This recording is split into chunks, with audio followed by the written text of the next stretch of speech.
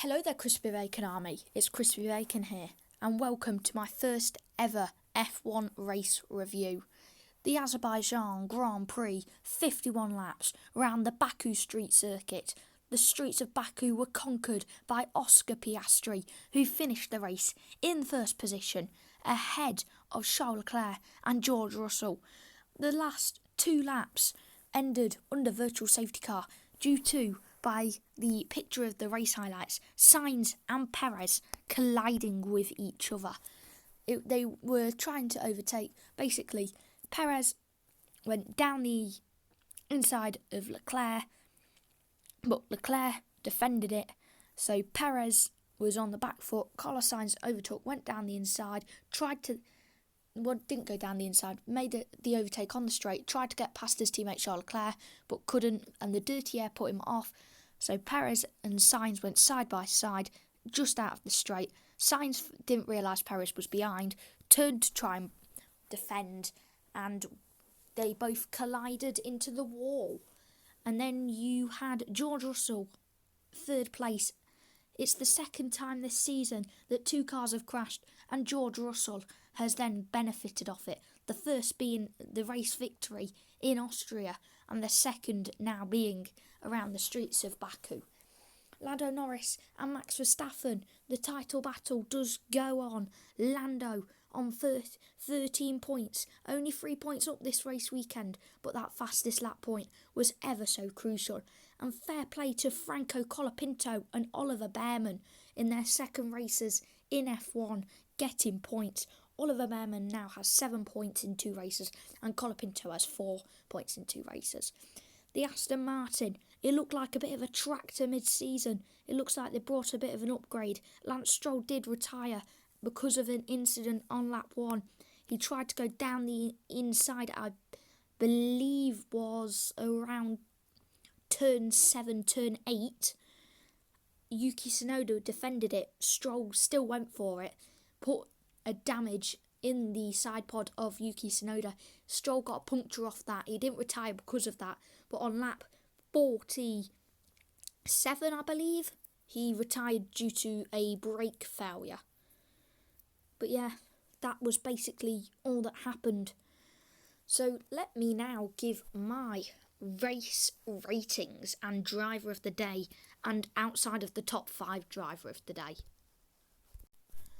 Just before I give my race ratings, this was the damage that caused Yuki Tsunoda to retire on lap 16. Yeah, too much damage in the side pods, and I can see why he had to retire because of that. And yeah, it was very, very sad, because that's back-to-back DNFs for the Japanese driver, who currently is not on the back foot to his teammate just yet, because the V-Carb is struggling to get in the points. But how about let's have a look at the Drivers' and Constructors' Championships. Well then, this is the Drivers' Championships so far. We have had 7 different winners this season. 7 for Max Verstappen, 2 for Lando Norris, 2 for Charles Leclerc, 2 for Oscar Piastri, 1 for Carlos Sainz, 2 for Lewis Hamilton, and 1 for George Russell, who is tied on points with Sergio Perez after Sergio Perez's crash. And Sergio Perez's performances is the reason why in the Constructors' Championship it is Red Bull who have now fallen behind due to McLaren's points in this race. And for the first time since 2014, McLaren lead the Constructors' Championship. But let's dive deep into the Drivers' Championship before a little more of a dive into the Constructors' Championship. Well then, the best of the rest is Fernando Alonso, 58 points, 0 wins. Obviously, because his car has not been there for him. It's probably surprising that Sergio Perez, in the what used to be dominant car and front-leading car, is now 3rd, maybe even 4th best at times, with the Mercedes being 3rd/4th, the Red Bull being 2nd/3rd, the Ferrari being 2nd/3rd/4th, and the McLaren just outright being the leaders. But yeah, Logan Sargent did not get a point until he got sacked. And then you had Franco Colapinto, 4 points in his second Formula 1 race.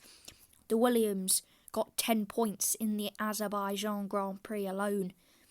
And I do believe that they've only scored points on 5 occasions this season. 10 points in Azerbaijan, and then Albon just picking up, I think it was 2 ninth place finishes and a 10th place finish. But yeah, Alpine, that looked like a slow car, wasn't as slow as the Stake. But let's have a look at Sauber. Zhou and Valtteri Bottas, no points. Daniel Ricciardo, 10 points off his teammate, level on points with Alex Albon, who doubled his points tally in that one race. Oliver Bearman, 2 F1 races, 7 points, and he isn't a full-time driver. Looking forward to see him in the Haas in 2025, because I believe that in that Haas he might be able to get a podium. That's a bold take though. And then let's have a look at Kevin Magnussen, 6 points. Doesn't look like he's signing with another team, because I don't believe there are any seats left apart from the secondary stake seat. I mean, yeah, it is under scrutiny if Liam Lawson will get into RB, if Sergio Perez will be dropped, if any people's going to retire, if Verstappen's going to Aston Martin, but they're all rumours, they're all what-ifs. And right now we're focusing on current things in the F1 world. So then, here is my race ratings. So let's start off with Oscar Piastri. We're going to make our way from the back to the front actually. So let's start off with Yuki Tsunoda. The DNF on lap 16, he plummeted down the field. He barely had a good race. I'm going to give him, unfortunately, a 3 out of 10. Lance Stroll up next. He made it to lap 47 and was actually driving pretty reasonable. I'll give him a 5 out of 10. Carlos Sainz and Sergio Perez, I'm going to give them both an 8. I was going to give them both an 8, however, I think I'm going to have to give them a 7 due to their collision. It's still under threat who was at fault. They're going to be pointing fingers at each other. They're going to be mad at each other. But trust me, they're not as mad as their team principals, which is Christian Horner and Frederick Vasseur, because they threw away team points. There was no need to go that aggressive on the second to last lap if you know that you've got more opportunities too. If you see signs pulling out, Perez, you should have reacted. I mean, yeah, he was kind of shutting the door on you on a main straight, but he thought you were behind him. It's not really his fault, and it's not really your fault. Checo, Bottas, and Ocon. I'm going to give them both 4s, because in the whole entire race, the only use Valtteri Bottas and Ocon had was when Oscar Piastri was trying to clear Charles Leclerc and got DRS off a back marker. And then you got 148 seconds behind is Zhou Guanyu. I'm going to give him a 5 out of 10. And I'm going to give the person who finished ahead of him a 6 out of 10. Because even though he finished way off the pace, not 6, a 5, sorry. Even though he finished way off the pace, down in 13th, he was actually pretty decent in his driving in the first 15 laps, making some good overtakes, defending well. And talking about defending, that is going to be one of the 4 categories I will give out at the end of the video. But yeah, Pierre Gasly up next. I'll give him a 6. It's like these cars we barely saw any of because of the massive battles up front and cars trying to make their way through the pack like Lando Norris and Lewis Hamilton did. And we're now on to Nico Hülkenberg, who finished 3/10 off his teammate, which, to be fair, both Haasers did a solid and stellar job. Nico Hülkenberg will get a 6 because he wasn't the one with the points, and Bearman will get a 7.5 I couldn't decide between a 7 and an 8, so I'll give it a 0.5. But yeah, that's how we're going to do it in these F1 videos. You can either have a whole number or a half number. We're not going to do any of this 7.3 malarkey. And Lewis Hamilton, I'm going to give him a 6. Even though he finished 9th, he was far off the pace. He didn't enjoy his tyres. He looked very, very bad. He didn't look like he was going to catch the Williams if the virtual safety car didn't come out. And for that reason, he was not as good as Oliver Behrman. Yeah, Oliver Behrman started in the points. However, he was overtaken to like P15 at one point, made the overtakes, cut through the pack. The crash and the DNFs got him a tiny bit lucky, but he actually performed and made the overtakes.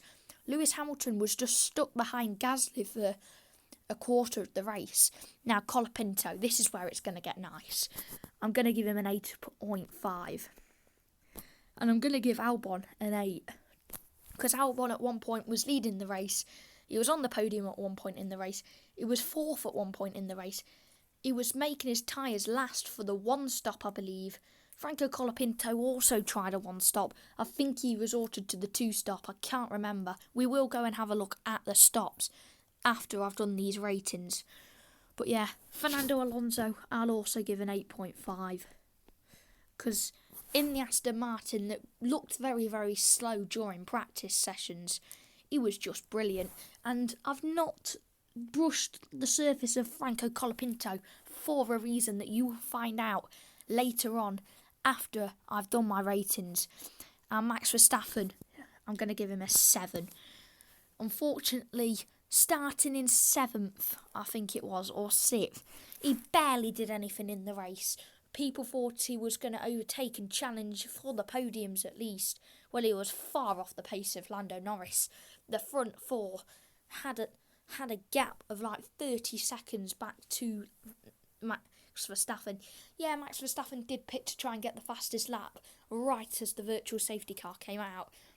But Max Verstappen did not look like he was going to overtake Lando Norris, even if the virtual safety car wasn't deployed. And Lando Norris is going to get an 8 because of his defending for his teammates. Oscar Piastri and Sergio Perez were battling for that position, and Lando Norris held Perez up through the castle section to try and get Piastri ahead as far as possible to give him more of a chance to come out ahead after the pits. Yeah, Perez did overtake him after having cold tyres and not being up to speed, but it was brilliant teamwork. And George Russell up next. And I'm going to give him a 7.5 because he did a stellar job. He minded his business. He was in a race of his own half the time. He was just driving and capitalised on an error of the Ferrari and the Red Bull up ahead. And now we've got Charles Leclerc, who I'm going to give an 8, and Piastri, who I'm going to give a 9. No 10 on 10s this week because no one deserved it. Piastri did look comfortably, and so I'll bump it up to a 9.5. He did win brilliantly. He deserved it, but he just didn't do enough to get 10 out of 10. And Charles Leclerc, meanwhile, we will also bump that up to an 8.5 because he battled and battled until he lost grip in his tyres and recharged, which made him fall behind, and then started battling with Sainz and Perez, which eventually led to the crash. And that is my ratings. And now let's go and have a look at the pit stops. Well, unfortunately, there is no pit stop data at the time of recording, so I can't tell you how the cars did. The only car I can tell you is Max Verstappen, who did a 2-stopper. Now it's time to give out the 4 categories.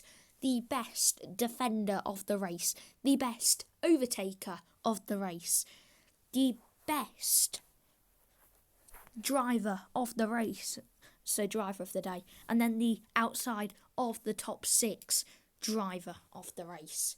And did I say top 6? I meant top 5. So the first category, the best defender of the race, has to go to Lando Norris for holding Perez up, which played a crucial factor of Piastri being able to catch up with Perez, who then caught up to Leclerc with the pit stop.